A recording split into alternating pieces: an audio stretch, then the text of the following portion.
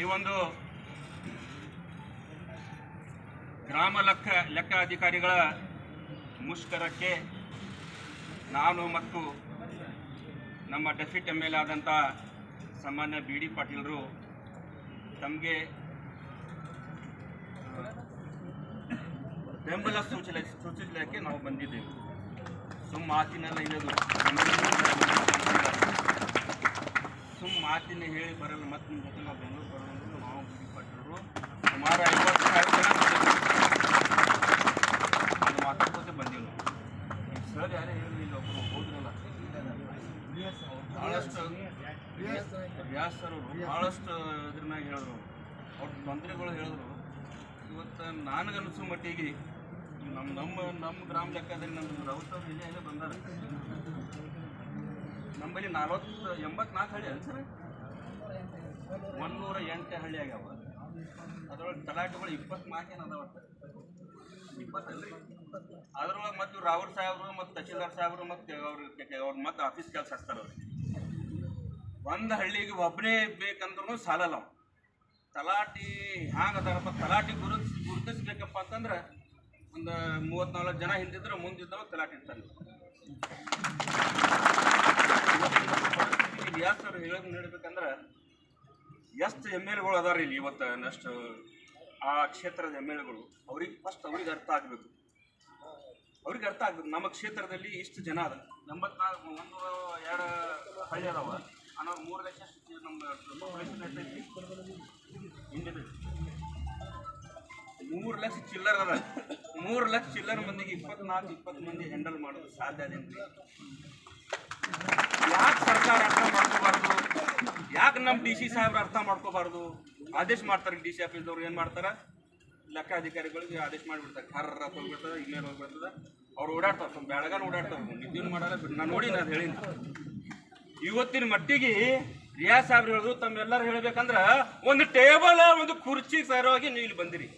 ನಮ್ಗೆ ಜಾಗ ಕೊಡ್ರಿ ಮರ, ನಾವು ಕೆಲಸ ಮಾಡ್ತೀವಿ, ಎಲ್ಲರೇ ನಮ್ಗೆ ನೆಳೆ ಮಾಡಿಕೊಡ್ರಿ, ನಾವು ಎಲ್ಲರೂ ಕೂತ್ ಕೆಲಸ ಮಾಡ್ತೀವಿ ಅಂತ ಒಂದು ಮಾತಾಗಿ ಇಲ್ಲಿ ಬಂದಿರಿ. ನಾವು ಕೃಷ್ಣ ಬೈರೇಗೌಡ ಸಾಹೇಬ್ರೇ ಓಪನ್ ಆಗಿ ನಾವು ಹೇಳಕತ್ತೀವಿ, ನಾವು ಸಾರ್ವಜನಿಕರು, ನಾನೊಬ್ಬ ಶಾಂತಿ ಸಮಾಜದ ಅಧ್ಯಕ್ಷನಾಗಿ ಜವಾಬ್ದಾರಿಯುತವಾಗಿ ನಮ್ಮ ಹೇಳಿಕೆ ಕೊಡ್ತಾ ಇದ್ದೀನಿ. ನಾವು ಸಾರ್ವಜನಿಕರು ತಲಾಟಿ ಅವ್ರು ಮತ್ತು ಇವರು ಗ್ರಾಮ ಲೆಕ್ಕಾಧಿಕಾರಿ ಜೊತೆ ಇದ್ದೀವಿ. ಯಾಕಿದ್ದೀವಪ್ಪ ಅಂತಂದ್ರೆ ಜನ ನಂಬರ್ ಇವ್ರ ಕಡೆ ಅದೇ, ಊಟ ಆದ್ರೂ ಇವರೇ ಬರಬೇಕು, ನೀಲ್ ಮಾಡ್ಬೇಕಂದ್ರೆ ಇವರೇ ಮಾಡಬೇಕು, ಭೋಜ ಇರಿಸ್ಬೇಕಂದ್ರೆ ಇವ್ರು ಬೇಕು. ಎಲ್ಲ ಬೇಕಾದಾಗ ಇವರಿಗೆ ನ್ಯಾಯ ಮಾಡ್ಲಿಕ್ಕೆ ನಿಮ್ಗೆ ಅಧಿಕಾರ ಅದ ಏನಿಲ್ಲ. ನೀವು ಏನು ಮಾಡಕತ್ತೀರಿ? ಸರ್ಕಾರದಾಗ ಏನಾರ ಯೋಜನೆ ಮಾಡಿ ಏನೇನೇ ಮಾಡ್ಕೊಂಡು ಅದು ಕಪಾಸ್ಲಾಡ್ ಪ್ರೆಸ್ ಮೀಟ್ ಮಾಡಕತ್ತೀರಿ. ನಿಮ್ಮ ನೆದರ ಮ್ಯಾಗ ಇರಬೇಕು. ಇಲ್ಲಿದ್ದದಲ್ಲಿ ಏನದ, ಅವ್ರೇನು ಹೇಳಿದ್ರು ಸಾಹೇಬ್ರು, ನಮ್ಗೆ ಬೆಂಗಳೂರು ಕೊಡ್ಲಾಕ್ ಹೋಗ್ಬೇಡ್ರಿ ಸಾಹೇಬ್ರು ಅಂತ ಹೇಳಿದ್ರು. ಬೆಂಗಳೂರು ಬಂದ್ರೆ ಅಲ್ಲೋಲ್ ಕಲ್ಲೋಲ್ ಆಗ್ತದೆ. ಇವ್ರ ಜೊತೆಯಲ್ಲಿ ನಾವೆಲ್ಲ ಸಮಾಜದವರು, ಎಲ್ಲ ಸಾರ್ವಜನಿಕರು, ಇವರ ಗ್ರಾಮ ಲೆಕ್ಕಾಧಿಕಾರಿ ಜೊತೆ ನಾವು ಇದ್ದೇ ಇರ್ತೀವಿ. ದಿನೇಶ್ ಗುಂಡೂರಾವ್ ಸಾಹೇಬ್ರೇ, ನೀವು ಏನ್ ಮಾಡ್ತಾ ಇದ್ದೀರಿ? ಕಂದಾಯ ಮಿನಿಸ್ಟರ್ ಆಗಿ ಕೃಷ್ಣ ಬೈರೇಗೌಡ ಸಾಹೇಬ್ರೇ, ನೀವು ಕಂದಾಯ ಮಿನಿಸ್ಟರ್ ಆಗಿ ಏನ್ ಮಾಡ್ತಾ ಇದ್ದೀರಿ? ನಿಮ್ಮ ಕಂದಾಯ ಡಿಪಾರ್ಟ್ಮೆಂಟ್ದವರು ಒಂದು ಟೇಬಲ್, ಒಂದು ಕುರ್ಚಿ, ಒಂದು ಆಫೀಸ್ ಮಾಡ್ಕೊಡ್ರಿ ಸಾಹೇಬ್ರ ಅಂತ ಬೇಡ್ಲಾಕ ಇಲ್ಲಿ ಮುಷ್ಕರ ಕೂತಾರ, ಸ್ಟ್ರೈಕ್ ಕೂತಾರ. ನಿಮ್ಗೆ ನಾಚಿಕೆ ಬರಬೇಕು.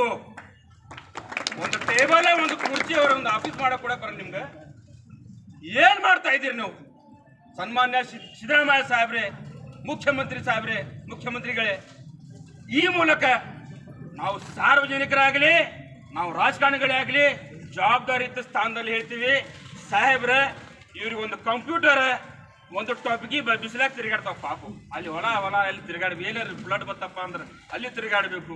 ಅಲ್ಲಿ ಅದು ಇದು ಸುಟ್ಟದ ಅಂದ್ರೆ ಅಲ್ಲಿ ಹೋಗ್ಬೇಕು. ಎಲ್ಲ ನಿಮಗೆ ಬರ್ತದಲ್ಲ ಸಾಹೇಬ್ರ. ಇವ್ರ ಮ್ಯಾಗ ಯಾಕೆ ಕರುಣೆ ತೋರಿಸ್ತಾ ಇದಿಲ್ಲ? ಎಷ್ಟು ದಿವಸದಿಂದ ಹೇಳಿದ್ರು ಅವ್ರು, ನಾವು ಅಷ್ಟಿಂದ ನಮ್ದು ಇದು ಅದ.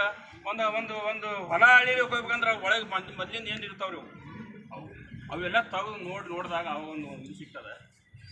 ಇಂಥ ಪರಿಸ್ಥಿತಿ ಒಳಗೆ ಸರ್ಕಾರ ಕಣ್ಣು ಮುಚ್ಚಪ್ಪ ಅಂದ್ರೆ ಎಲ್ಲಿ ಹೋಗ್ಬೇಕು? ಹೇಳಿದ್ರು ನನ್ನ ತಲಾಟಿ ಸಾಹೇಬ್ರು ಒಬ್ರು, ಇಂಥ ಪರಿಸ್ಥಿತಿ ಅದಾವ, ನನ್ಗೆ ಒಂದು ಕಂಪ್ಯೂಟರ್ ಇಲ್ಲ ಅಣ್ಣ, ನಮ್ಮ ಕುಂದ್ರಲಾಗ ಜಾಗಿಲ್ಲ. ನಾನು ನೋಡೀನಿ ತಲಾಟಿಗಳು ಎಲ್ಲರೂ ಪರ್ಸನಲ್ ಆಗಿ ರೂಮ್ ಹಿಡಿದಿರ್ತಾರೆ. ಆ ರೂಮ್ದಾಗ ಭಾಳಷ್ಟು ಮಂದಿ ಕುಂದಿರ್ತಾರೆ. ಇಲ್ಲಿ ಹೋಟೆಲ್ದಾಗ ಕುಂದಿರ್ತಾವೆ 8-10 ಮಂದಿ ಉತ್ತರ ತೊಗೊಂಡು ತಿರ್ಗಾಡಿರ್ತಾರೆ. ಯಾಕೆ ಇವ್ರಿಗೆ ತಾರತಮ್ಯ ಮಾಡಕತ್ತಾರೆ? ಏನು ನಿಮ್ಮಿಂದ ತಪ್ಪಾಗೈತಿ? ಏನು ಸರ್ಕಾರ ನಿಮ್ಗೆ ಒಟ್ಟೆ ಗಮನಿಸ್ಲಾಕತ್ತಿಲ್ಲ? ಏನು ಮಾಡ್ಬೇಕು? ಇವ್ರು 7ನೇ ಯೋಜನೆ ಕೊಟ್ಟು ಚಲೋ ಮಾಡಿರ್ತಾರೆ. ಅದಕ್ಕೆ ನಾವು ಅವರು ಹೇಳ್ತಾರೆ, ಅದಕ್ಕೆ ನಾವು ಅಭಿನಂದಿಸ್ತೀವಿ. ಅದಕ್ಕೆ 7ನೇ ಯೋಜನೆ ಕೊಟ್ಟು ಇವ್ರಿಗೆ ಬಿಸಿಲಾಗ ತಿರುಗಾಡ್ಲಾಕತ್ತೀರಿ, ಇವ್ರು ಜವನ್ ಕುಂದ್ರಲಾಕ ಜಾಗಿಲ್ಲ. ಮತ್ತು ಇಂಥ ಪರಿಸ್ಥಿತಿ ಒಳಗೆ ನೀವು ಸ್ಟ್ರೈಕ್ ಮಾಡ್ಲಿಕ್ಕೆ ಅಂದ್ರೆ ಏನಾದ್ರು ಮಾಡಬೇಕು? ನಿಮ್ಮಲ್ಲಿ ಏನಾದ್ರು ಏನೂ ಇಲ್ಲ. ಸ್ಟ್ರೈಕ್ ಮಾಡೋದೊಂದು ಗಾಂಧೀಜಿಯವರು ಒಂದು ರೈಟ್ಸ್ ಕೊಟ್ಟಾರ, ಬಾಬಾ ಸಾಹೇಬ್ ಅಂಬೇಡ್ಕರ್ ಒಂದು ರೈಟ್ಸ್ ಕೊಟ್ಟಾರ, ನೀವು ಮಾಡಕತ್ತೀರಿ. ಆದ್ರೆ ಈ ಪರಿಸ್ಥಿತಿಗೆ ಬರಬಾರ್ದು. ಒಂದು ಟೇಬಲ್, ಒಂದು ಕುರ್ಚಿ, ನಿಮ್ಗೊಂದು ರೂಮ್ ನಿಮ್ಮ ಆಫೀಸ್ ಮಾಡ್ಲಿಕ್ಕೆ ಕೊಡಕ್ಕೆ ಬರಲ್ಲ.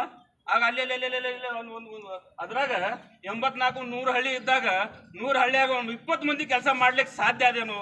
ಯಾಕೆ ಸರ್ಕಾರ ಗಮನಿಸ್ಕೊಡಲ್ಲ?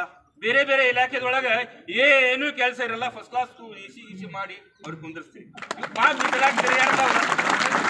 ಬಿಸಿಲಾಗಿ ತಿರುಗಾಡ್ತಾವ, ಲೋನ್ ಆಗಿ ಯಾವತ್ತು ಕೇಳ್ತಾರ. ಏನೇ ಭಾಳಷ್ಟು ನೀವು ಇರ್ಲಿಕ್ಕಂದ್ರೆ ನಾವು ಏನೂ ಮಾಡಕ್ಕೆ ಸಾಧ್ಯ ಇಲ್ಲ. ರೈತರು ಏನಂದ್ರು ತಲಾಟಿ. ಒಂದು ಯಾವುದೇ ಜಯಂತಿಗಳು ಬಂದಾಗ ಏನದ, ಆ ತಹಶೀಲ್ದಾರ್ ಸಾಹೇಬ್ರಾಗ್ಲಿ, ಆ ಇದ್ರಾಗ್ಲಿ, ಅದನ್ನು ನಿಮ್ಮೆಗೆ ಹಾಕಿರ್ತಾರೆ. ಆ ತಲಾಟಿಗೆ ಹೇಳಿ ನೋಡ್ರಿ, ಅದು ಏನಾದ್ರು ಮಾಡ್ಕೊಂಡ್ಬಿಟ್ಟಿರ್ತಾರೆ.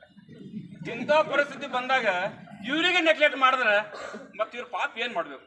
ಹಾಗಾಗಿ ಎಲ್ಲೆಲ್ಲಿ MLAಗಳಿಗೂ ನಾ ಹೇಳ್ತೀನಿ, ಇವತ್ತಿನ ದಿವಸ ಯಾವ ಕ್ಷೇತ್ರದ MLAಗಳು ಅದಾರ, ನೀವು ಭಾಳಷ್ಟು ತಮ್ಮ ಬೆನ್ನು ತಾವೇ ಚಪ್ಪರ್ಸ್ಕೋತೀನಿ. ನಾ ಆ ಅಭಿವೃದ್ಧಿ ಮಾಡೀನಿ, ಈ ಅಭಿವೃದ್ಧಿ ಮಾಡೀನಿ ಮಾಡಿರ್ಬೋದು. ಇವರು ಪಾಪ ನಿಮ್ಮ ಪಾಪ್ಯುಲೇಷನ್ ಒಂದೊಂದು ಮತಕ್ಷೇತ್ರದಾಗ 3 ಅಡಿ ಪಾಪ್ಯುಲೇಷನ್ ಅದಾರ. ಅಂಥ ಮತಕ್ಷೇತ್ರ ಒಳಗೆ 20, 15, 10, 20 ಇದ್ರಾಗ ತಲಾಟಿ ಇದ್ದಾಗ ಏನು ಕೆಲಸ ಮಾಡಬೇಕು ಪಾಪ? ಏನಾರು ಬಂದ್ರೆ ತಹಶೀಲ್ದಾರ್ DC ಅವ್ರಿಗೆ ಕರೆಯೋರು, ತಹಶೀಲ್ದಾರ್ ಇದು ಮಾಡ್ತಾರೆ, ತಹಶೀಲ್ದಾರ್ ತಲಾಟಿ ಕರೀತಾರೆ. ಏನು ಮಾಡಬೇಕು? ಅದಕ್ಕಾಗಿ ಸರ್ಕಾರಕ್ಕೆ ನಾವಾಗಲಿ ಬಿ ಡಿ ಪಾಟೀಲ್ ಸಾಹೇಬ್ರಾಗಲಿ ಸರ್ಕಾರಕ್ಕೆ ಒತ್ತಾಯ ಮಾಡ್ತೀವಿ. ನಾವು ಕೃಷ್ಣ ಬೇಡಿಗವರಿಗೆ ಸಾಹೇಬ್ರಿಗೆ ಒತ್ತಾಯ ಮಾಡ್ತೀವಿ. ನಾವು ಇಂತಿಷ್ಟು ಪಾಪ್ಯುಲೇಷನ್ ಇಂತಿಷ್ಟು ಇದ್ದಾಗ ಏನದ, ಇಂತಿಷ್ಟು ಸರ್ಕಲ್ಗಳು, ಇಂತಿಷ್ಟು ಇವರು ತಲಾಟಿಗಳು ನೇಮಿಸ್ರಿ. ಹೊಸ ತಲಾಟಿಗಳಿಗೆ ಇದು ಅಡ್ಮಿಷನ್ ಮಾಡ್ಕೊರಿ, ಅವ್ರಿಗೆ ಇದು ಬಿಡ್ರಿ. ಇಲ್ಲಿಕಂದ್ರೆ ಸತ್ತೋಗ 20 ಮಂದಿ 3 ಲಕ್ಷ ಜನರಿಗೆ ಆಗಲ್ರಿ. ಅದ್ರಾಗ ನಮ್ಮ ಮತಕ್ಷೇತ್ರ ಜನ ಅವಳಿದಂಡಿ ಮಂದಿ ಅದ್ರಿ. ಯಾಕೆ ತಡ ಮಾಡಿ ಬಂದಿ, ಎಲ್ಲಿ ಹೋಗಿದ್ದಿ, ಇದು ಕೊಡ್ತೀವಿ ನಾವು ಸಂತಾನ ಏನು ಮಾಡೋದು. ಆದ್ರೆ ಅನಿವಾರ್ಯತೆ ಏನಿರ್ತದಪ್ಪ ಅಂದ್ರೆ 3 ಲಕ್ಷ ಜನರಿಗೆ 24 ಮಂದಿ ಹ್ಯಾಂಡಲ್ ಮಾಡ್ಲಿಕ್ಕೆ ಸಾಧ್ಯನೇ ಇಲ್ಲ. ಹಾಗಾಗಿ ನಾನು ಇಡೀ ರಾಜ್ಯದ ಶಾಸಕರಿಗೆ ನಾನು ಮನವಿ ಮಾಡ್ಕೋತಾ ಇದ್ದೀನಿ. ಫಸ್ಟ್ ಪ್ರಿಫರೆನ್ಸ್ ಏನದ, ಈ ತಲಾಟಿಗಳು ಏನು ವ್ಯವಸ್ಥೆಗಳು ಅದಾವ ಮೊದಲು ಇದು ಅರ್ಥ ಮಾಡ್ಕೊರಿ. ಇವ್ರೇನು ಕೆಲಸ ಮಾಡಕತ್ತಾರ, ನಾವು ಇವ್ರಿಗೆ ಏನು ಕೆಲಸ ಕೊಟ್ಟಿವಿ, ಇವ್ರಿಗೆ ಏನು ತೊಂದರೆಗಳು ಅದಾವ, ನಮ್ಮ ಆಡಳಿತದಿಂದ ಅವ್ರಿಗೆ ನಾವು ಏನು ಹೆಲ್ಪ್ ಮಾಡ್ಬೋದು, ಮೊದಲು ಇದು ಕೇಳ್ಕೊರಿ. ತದನಂತರ ಏನದ, ಅವ್ರಿಗೆ ಕೆಲಸ ಕೇಳ್ರಿ. ಅದು ಹೇಳಿದ ಕೆಲಸ ಅಲ್ಲಿ ಹೋಗಿ ಬಂದೇನು, ಅದು ಕಬ್ಬು ಸುಟ್ಟಿದಲ್ಲಿ ಹೋಗಿ ಬಂದೇನು, ಅಲ್ಲಿ ಪರಿಹಾರ ಕೊಡೋದಲ್ಲಿ ಹೋಗಿ ಕೇಳಿದ್ರೆ ಸ್ವಲ್ಪ ಚಲೋ ಅನ್ಸುತ್ತೆ. 24 ಜನ 3 ಲಕ್ಷ ಕೆಲಸ, 3 ಲಕ್ಷ ಜನರ ಕೆಲಸ ಮಾಡ್ಲಿಕ್ಕೆ ಸಾಧ್ಯನೇ ಇಲ್ಲ. ಹಾಗಾಗಿ ಮತ್ತೊಮ್ಮೆ ಮಗದೊಮ್ಮೆ ಸರ್ಕಾರಕ್ಕಾಗಲಿ, ಸಂಬಂಧಪಟ್ಟ ಸಚಿವರಿಗಾಗಲಿ, ನಾವಾಗಲಿ, ಬಿ ಡಿ ಪಾಟೀಲ್ ಆಗಲಿ, ತಮ್ಮೆಲ್ಲರ ಕಡೆಯಿಂದ ನಾನು ಒತ್ತಾಯ ಮಾಡ್ತೀನಿ. ನಮ್ಮ ಇವರು ತಲಾಟಿಗಳು ಏನದ ಸಮಸ್ಯೆಗಳು ಏನದಾವ, ಅವ್ರೇನು ಫಸ್ಟ್ ಪ್ರಿಫರೆನ್ಸ್ ಏನು ಹೇಳ್ತಾರಪ್ಪ ಅಂತಂದ್ರೆ, ನಮ್ಗೆ ಯಾವುದೇ ಗ್ರಾಮಕ್ಕೆ ಹಾಕ್ರಿ ಏನು ಪ್ರಾಬ್ಲಮ್ ಇಲ್ಲ, ನಮ್ಗೆ ಒಂದು ಅಲ್ಲಿ ಆಫೀಸ್ ಮಾಡಿಕೊಡ್ರಿ, ನಮಗೊಂದು ಟೇಬಲ್, ಕುರ್ಚಿ, ಒಂದೇನಾದ್ರೆ ಕಂಪ್ಯೂಟರ್, ಈಗೆಲ್ಲ ಆನ್ಲೈನ್ ಮ್ಯಾಗ ಅದಾವೆ, ಇದು ಮಾಡಿಕೊಡಿ. ಇದು ಸರ್ಕಾರಕ್ಕೆ ಏನು ಭಾಳ ದೊಡ್ಡ ಮುಜುಗರ ಏನಿಲ್ಲ, ಭಾಳ ಖರ್ಚೇನಿಲ್ಲ. ಇದು ಸರ್ಕಾರ ನೋಡ್ಬೇಕಂದ್ರೆ ಭಾಳ ಪರ್ಸೆಂಟೇಜ್ ಸರ್ಕಾರಗಳು ಹೋಗಿ ಅದಾವನು ಏನು ನಡ ಮುಂದೆ ಅದಾವ, ಅದು ಏನು ವಿಚಾರ ಮಾಡೋದು ಅವಶ್ಯಕತೆ ಇಲ್ಲ. ಆದರೆ ಇವ್ರು ದುಡಿಲಿ ಆಗ್ತಾರೆ, ರೋಮ್ ದುಡಿದ್ರು ಯಾರ್ಯಾದ್ರೆ ನಮ್ಮ ಕಣ್ಣು ಬರುವುದು ಅದು ತಲಾಟೆಗಳು. ಈ ರಾತ್ರಿ ಬೆಳಗನ ಕೆಲಸ ಮಾಡ್ತಾರೆ, ರಾತ್ರಿ ಆದ್ರೆ 10 ಆದ್ರೂ ಮಂದಿ ಊಟಾರಿ ತೊಗೊಂಡು ನಿಂತಿರ್ತಾರೆ. ಸರ್ ನಾ ಏನು ಮಾಡಿದ್ರೆ ನಮ್ಮ ಕೆಲಸ ಎಷ್ಟು ಮಂದಿ ಇದ್ದಾರೆ ಮಾಡಬೇಕು ಅವರು. ಹಾಗಾಗಿ ಸರ್ಕಾರ ಇವ್ರ ಮ್ಯಾಗ ಕರುಣೆ ತೋರಿಸ್ಬೇಕು.